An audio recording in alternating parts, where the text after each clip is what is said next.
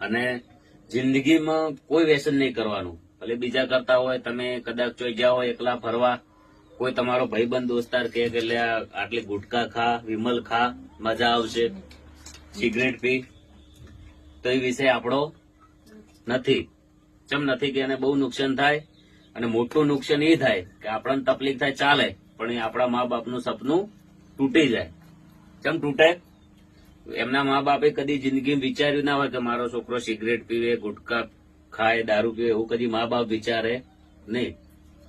તમે ગુટકા ખો, દારૂ પીવો, આવું બધું કરો ને તો એ મા બાપને ઠેસ પહોંચે. અને નાનપણથી છોકરાને એ માટે એના મા બાપ તૈયાર કરે છે કે કોઈ બી છોકરું ભણે તો એ છોકરાનું સપનું નહીં હોતું, એના મા બાપનું સપનું હોય છે કે મારો છોકરો બહુ આગળ જાય,